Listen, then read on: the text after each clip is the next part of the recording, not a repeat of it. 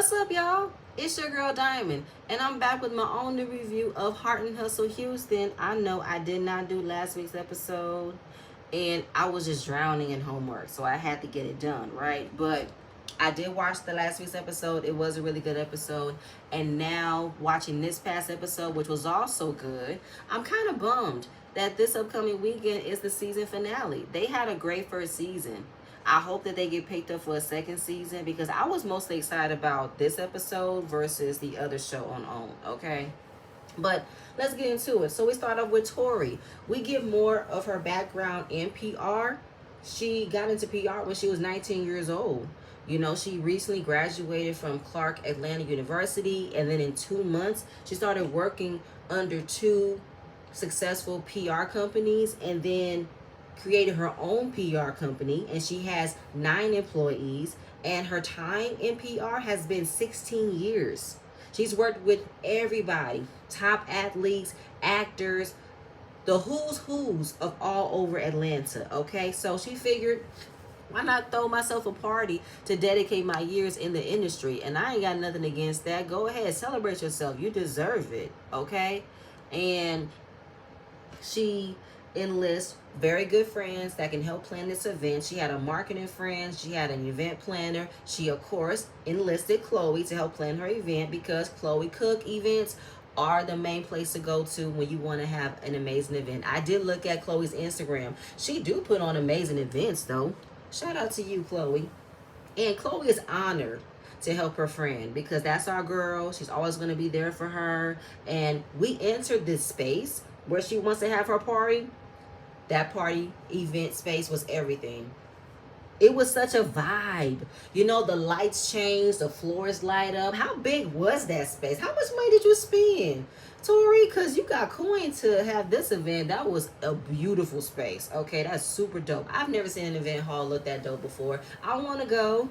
Okay. And even Chloe was amazed because she's done a lot of events, but she's never seen a space like this before. That's very next level, okay? And she only wants the best of the best, all right? So when they sit down, they have their own personal conversation just to get an update about what it is that she needs from her. Like, when do you want this done? She said next week. Okay, so let me know what you need from me and my team, and we'll figure it out. And I love how everything is coming together. So Chloe wants to know what else has been going on in Tori's life. What's been going on with you dating? How was your date with Banks? Tori said, no. We're not talking about me. Let's talk about you. Okay, I want to know what happened between you and your son Nico. Because the last time we talked, you said you and your son had an amazing conversation. So how has that been going? She said it was good. You know, I learned a lot of things that I wasn't privy to. Things that I didn't know how he was feeling, what was he thinking about, and he was very expressive about his music career. And he said he don't have a plan B because he believes that this plan is the only plan that's going to work. You know, he really is excited about navigating the music industry. And Chloe was honest in her confessional when she says there's no rule book on how to be a good parent. And there isn't, okay? You literally are doing it as you go, okay? And she, along with other parents, have believed that you don't have to worry about your kids anymore when they turn 18. But as it turns out, no, they still need you. And I needed to know that, and I'm happy that I did it, and I got a breakthrough. Listen, let me tell y'all something. Chloe is not the only person who's ever thought about your child is no longer a child when they turn 18. Lots of parents believe that your child don't need you anymore when they're out in the world on their own, but they do need you. You just got to figure out how to keep that relationship going, and Chloe needed that wake-up call so she can be there for her son. I'm very happy she figured out how to be there for him now rather than later. And shout out to her for the honesty. Shout out to her for the transparency. So, considering that she is hearing him out about how he wants to be in the industry, she remembered that her friend Tori is connected to a whole list of artists and legendary artists that she can introduce her son to. And Tori is excited about assisting Nico in this because he is in his early 20s. And I can introduce him to the who's of the music industry that can give him tips, give him tools about how to navigate this field. I'm all happy to do that. Oh, I love that so much. You know, using your village, using your connection to make your child life easier so he can know what to do when he's trying to navigate a certain field is amazing to me. I love it. I love it. You know, what about your friends? You know what I'm saying? Having good connections is always a good thing to have. And I don't know why Chloe didn't think of it before, but maybe she had to realize what her son wanted in order for her to remember that. And putting him into the right room with people, to rub elbows with the right people is always a good thing to do. I love it. But we're going to move on from there. We got... Okay, so now we have Brina. She and her husband Will are at their ranch having small talk. And then they talk about Pop and how he's been splitting his time between them and his father and how his grades have slipped. And it was Pop's decision to go up and ask his mom, can he spend more time with his dad? Can he go and live with his dad? And she's not okay with that. Okay, we saw that conversation when they were in the car, and she's wondering what goes on in his father's house. How does he implement rules and everything in between? And it's still one-sided to me, like it was before. Excuse me, like you're putting all the blame on the dad as to why your son's grades have slipped, as if that is the only reason why. But Brina, it sounds to me you are having a hard time relinquishing control over your son and pretty much not being able to tell him you are not going over to your dad's house, because you can't tell him that. You can't keep his son away from him. So then when Pop walks up, they ask him, so how has it been with your dad? He said, it's cool. You know, it's no difference. I would say as far as like, I guess, being around his dad, and it's telling me that he's had a consistent relationship with his father throughout the course of his life. And Will, I don't know where he was going with this. You know, he's talking about he understands that Pop wants to spend more time with his dad, especially the age that he's in. He gets it more. Then he's talking about DNA don't make you a father and I really want to understand what it is he's trying to say. So it sounds to me that Will is feeling some type of way as to why Pop didn't hesitate on wanting to spend more time with his dad. Like, does he not like how the conversation went down? Are you mad that he said he wants to split more time between his dad and you guys? Like, what is that about? Why are you upset? Then Will did something that I really didn't like. He was talking about how he was putting money to the side to help set up Pop's college fund versus putting money into his investments. Okay, what is it you're trying to say?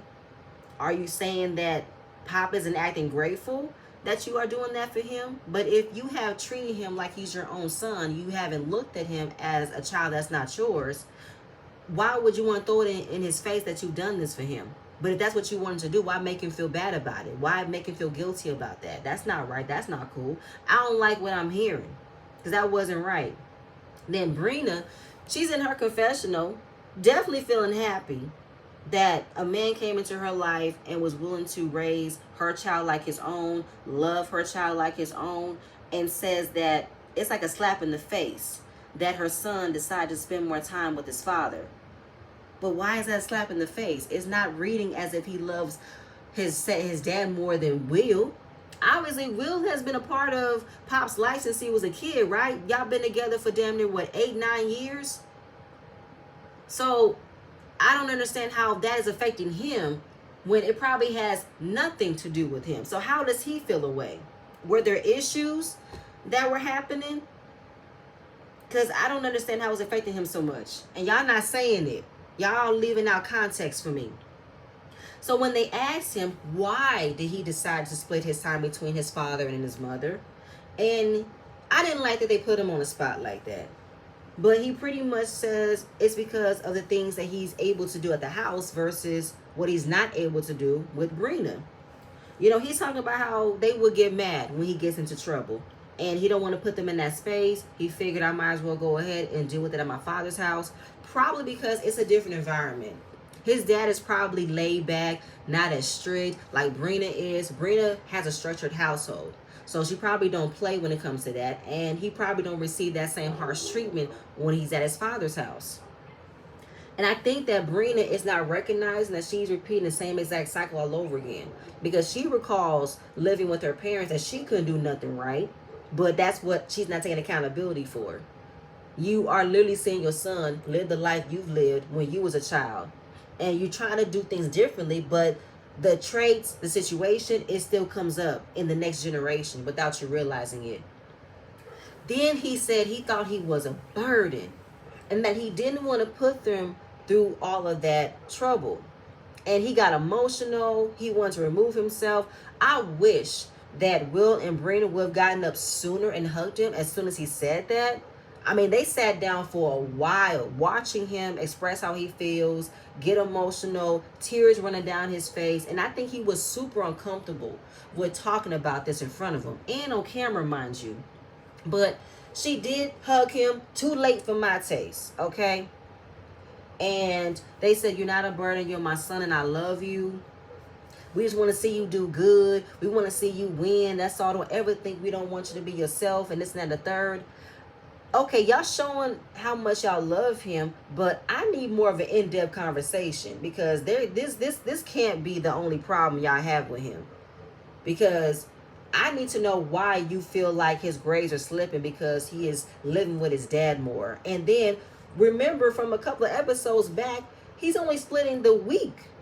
He's only splitting time with his dad throughout the week. It ain't been that long of a transition. So what is it that y'all trying to hide or not trying to say? So I hope that in the second season, Brina, you be more honest and transparent about this situation because there's some things you're not saying. And again, I just don't like this one-sided situation you got going on. We're trying to put the blame on the daddy as if you and Will are not doing anything. And then, I don't know, it just sounds to me that you are really trying to place yourself as the more stable and the obvious choice of being a better parent without us understanding what it is that you're not really happy about him splitting his time with his father. Like, are you trying to match wealth versus lack of wealth? Like, I don't know what it is you're trying to do, and it's not really working for me, Brina. It's not. I like you a lot. I really do. Because I feel like you're honest, you're transparent, you're real when it comes to your friends. But when it comes to your situation, I don't know. It's not looking good over here, sis. But get that together right now, okay?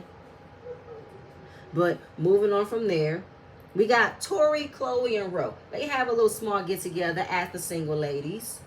Tori ordered hummus. Chloe don't like hummus. Then they talk about her date with Banks. She said he's a cool guy for someone else. And the deal breaker was he didn't want no more children. And that was it.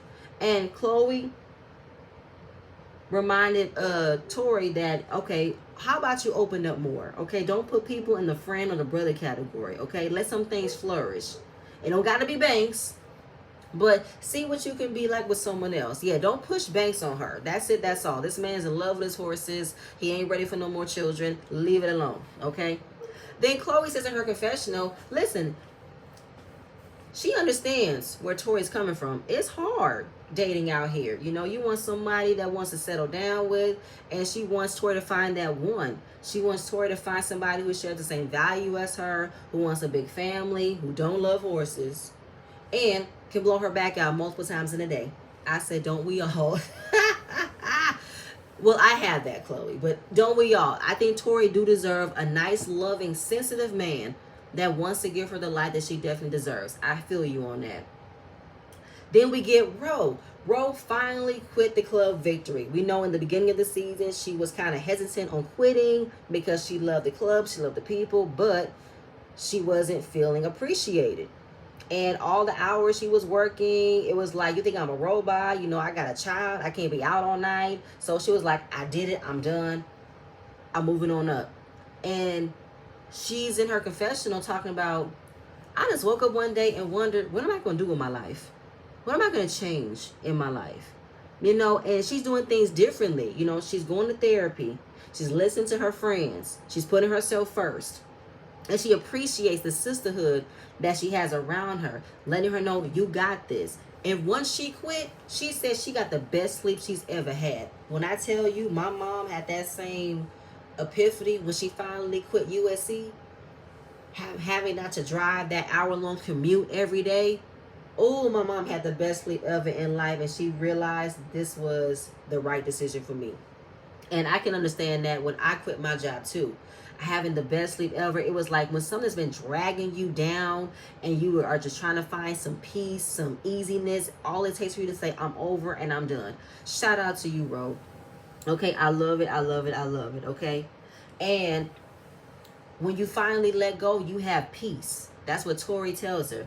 And then they all get a text message from Brina setting up for them to go to a vineyard. Girls trip to a black-owned vineyard. I guess it's a part of the countryside of Houston. And Chloe said, I'm down for a trip. Hey, I'm down for a trip too. And they have an amazing time. It was funny. Tori decides to eat a pepper and thought it was a pickle. And that was funny. It looked the same. Girl, it wasn't the same. It don't taste the same. Okay? We're moving on again. Then we got Tori again. It is the day of her Sweet 16 party. She has all of her closest friends flying in. They each share a 20-year friendship with her. She's very excited. She's turning up, having a good time. I love seeing Tori all hyped up and turned up like this. She is so excited. I love it. And, of course, you know, she can't have a party without getting glammed up. And she decided to get her girlfriend Elena to do her makeup, period. And she was like, this is a big milestone for you, celebrating 16 years. You deserve it. I love the upliftment. Come on now. Yes. Sisters supporting sisters, okay? So when everything is all decorated, everybody shows up. I was super happy to see Chloe bring her son Nico. And Brina was excited to see the two of them coming in together. You can feel the love they have for one another. And I can see it too. He loves his mom so much, and she loves her son so much. It is a beautiful thing. So Tori makes her grand entrance, girl. She came in. I'm seeing slingshots. I'm seeing all types of foreign cars. And they were just a swinging and a swinging all over the place. She's looking beautiful in her party dress. And that's how you do it. That's how you enter into your party, okay? And of course, if you have a party, you got to have an outfit change. So she had two outfits, a walk-in dress and then the party dress, okay? Love it. So, and she wanted a Vegas theme because Vegas is her favorite place. So she has a blackjack table. She got the 360 photo ring. And everybody's having a good time. Seeing Chloe and her son hang out, she was like, look at me and my son hanging out together. This feels like home. I love that. So when she gets into her second outfit, she looks amazing. And she gives a speech about everybody who's been supporting her, has been giving her encouragement. And of course, she's never really in front of the scenes. She's usually behind the scenes. But tonight, it's all about her. She reflects on the major companies she's worked for, the major liquor brands she's worked for. Then it gets emotional. She mentions her dad, and how her dad kept her going. You know, he kept pushing her whenever she wanted to give up. He said, don't do it, baby. You got it. And he was her everything, okay? And, of course, this is something that she wishes he was here to see because he was there throughout all of her PR journey. And at the end of her speech, Tori also reveals that she will be leaving the entertainment scene of doing PR. And she will be pursuing her passion in community initiatives, other passion projects. You know, she has her restaurant, Rain. And shout out to Tori. It takes guts to leave something you have pretty much started your career, but you have made your mark. And everybody was like, shout out to you, Tori. Good for you. She received warm welcome. And now she wants to have a free space and put her passion to other things. And Ro was like, shout out to you. And she's very happy I'm not entering in this new space by myself, okay? Because she wants to get married. She wants to have a family. She wants to live her life and not be so busy. And I love that for her. Then I saw her cousin rapped. It was okay. And everybody was giving her props. Oh, stepping out on faith and changing her career. Maybe she's maxed out her potential in the entertainment field and the music field. And she can use that same passion in other areas, which I do believe she's really good at. And also, shout out to Tori once again. You know what I'm saying? She brought up Nico and Chloe and how he wants to get into the music industry. So she introduced to her friend, Lil Flip. I'm like, I know Lil Flip. Really? He look good. And Chloe knows Lil Flip. They went to high school together. She knows him as Wesley. Okay? I'm like, Chloe, you forgot you had a connection as well? Maybe you don't remember him. I don't know.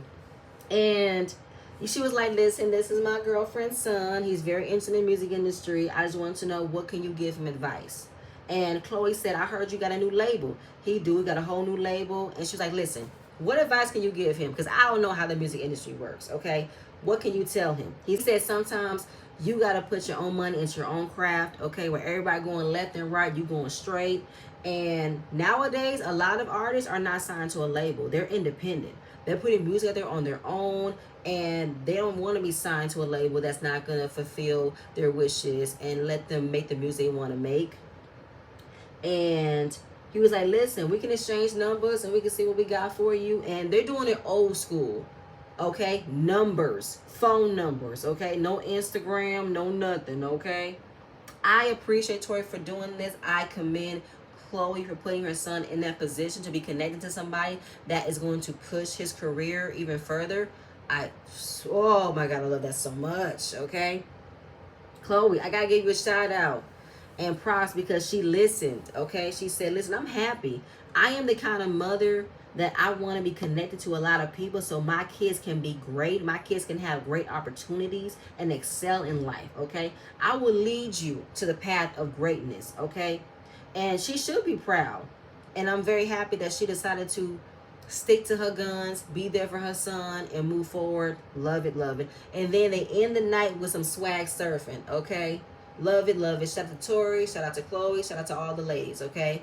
Moving on. All right, so now we got Elena, Brina, and Nira as the married ladies of the group. They all hang out, chit chat, talk about the upcoming girl trip.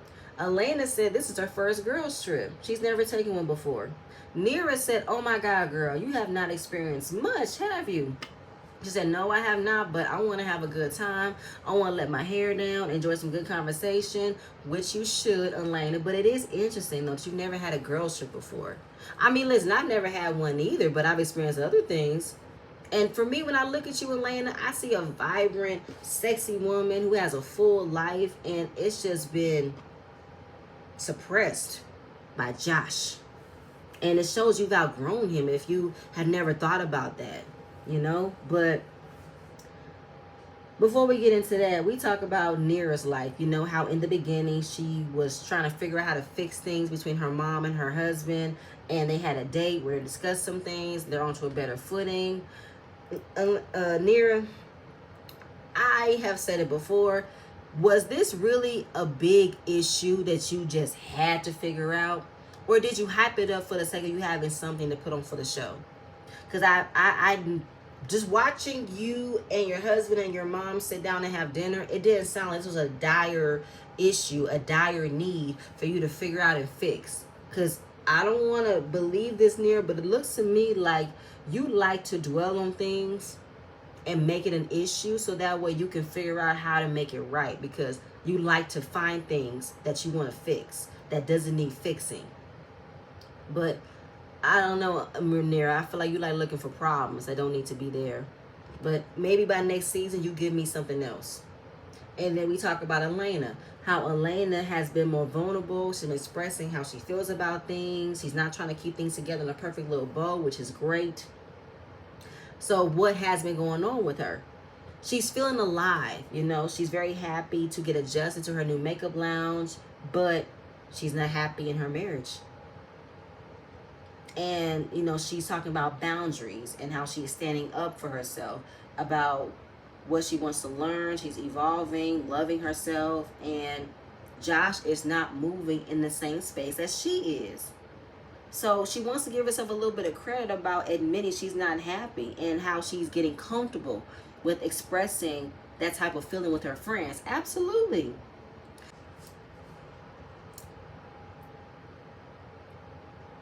And, you know, she should be proud of herself that she is breaking down that perfection that she's been taught to do, you know. And for her to admit that she's not happy, it took guts. You know what I'm saying? It took honesty.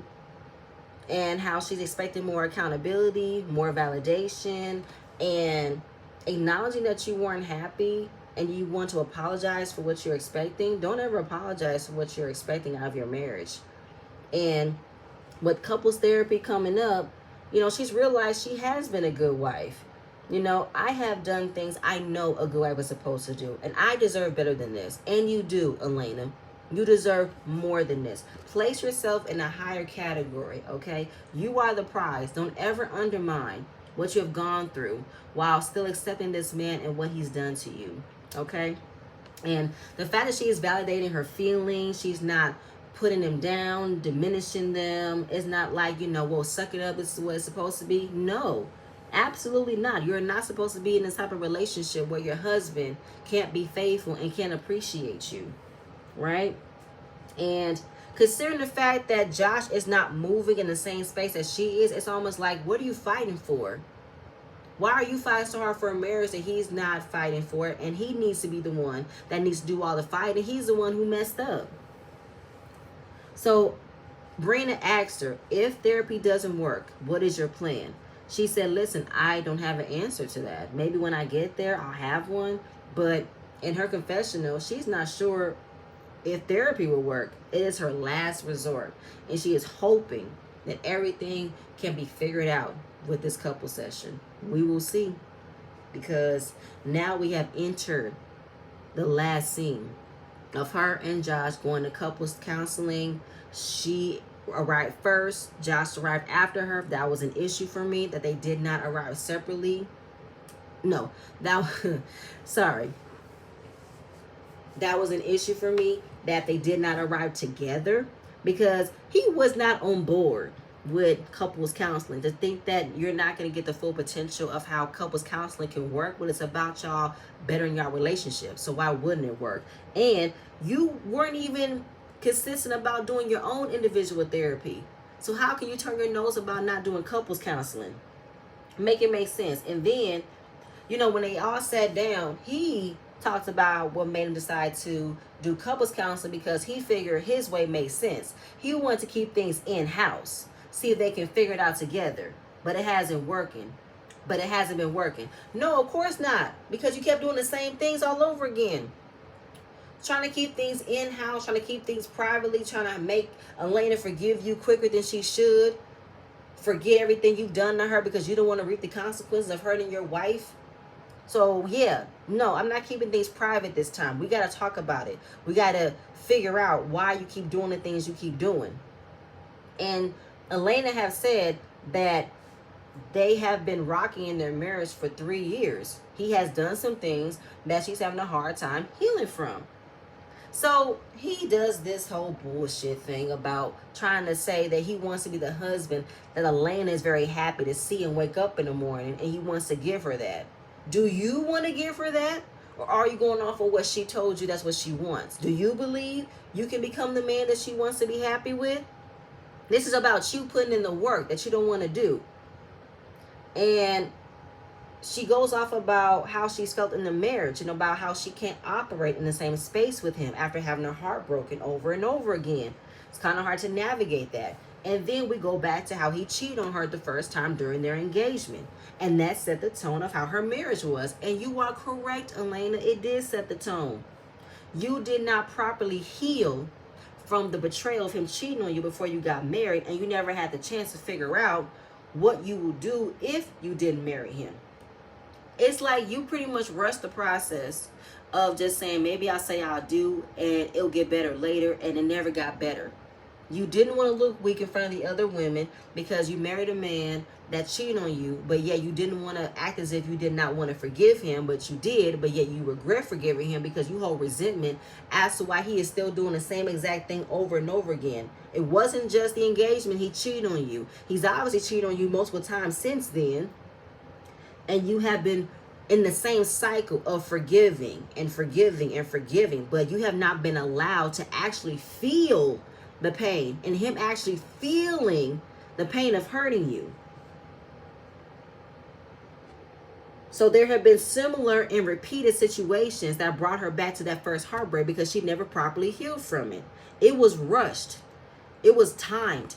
I don't know what happened in that course of you finding out that he cheated on you. I don't know what he did to have you forgive him so easily that you never really let go from. Well, I guess he was about to admit that he was freaking out about getting married.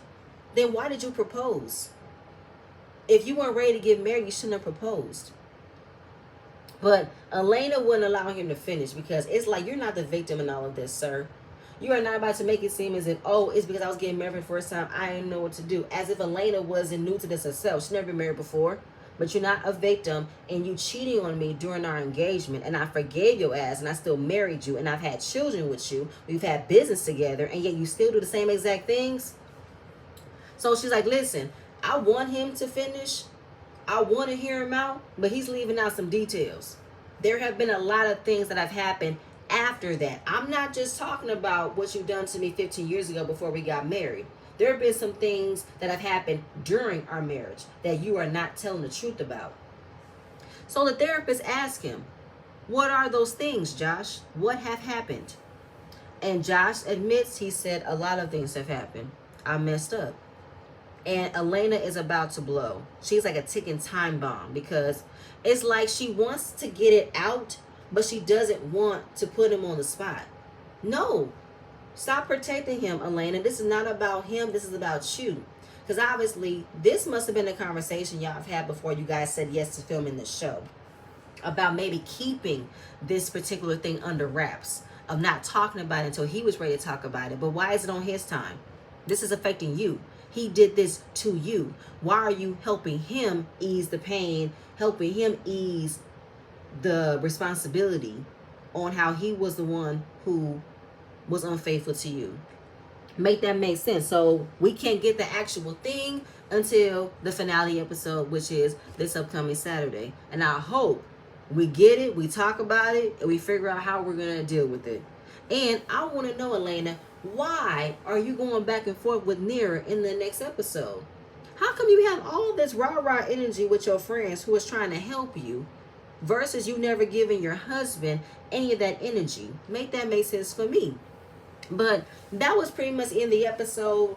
I was hoping we would get more, but no, they still want to keep us in suspense, and I can't stand that. We waited all season to finally get to the answer as to what has happened in her marriage, and we got to wait until the finale episode. I can't take it.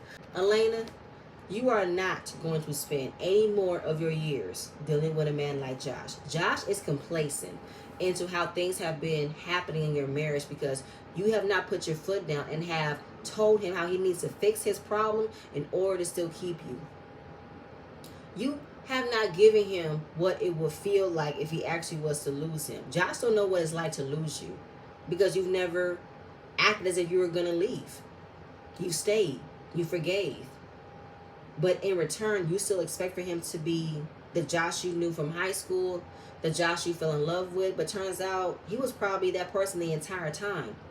It just took you to marry him to fully see the real Josh. But Elena, I hope that next episode we get to the real nitty gritty. And I heard rumblings that you might have filed for divorce. If you did, I'm happy for you. But if you didn't, I do think separation is needed for you to really navigate how your life would be like without him. Because y'all sleeping in separate bedrooms is not punishing him enough. He still gets the best of both worlds. He can still sleep in another room without feeling guilty, without doing anything wrong, because he's in his own space where he can do whatever he wants to do without making sure he is not doing anything wrong in front of you, and you don't check him on it. You still smile, but yet you still expect him to be this wonderful person, turn back to the Josh you used to know. No. No. But y'all, that's all I have. Please stay tuned for my next video, and I'm going to see you guys later. Bye.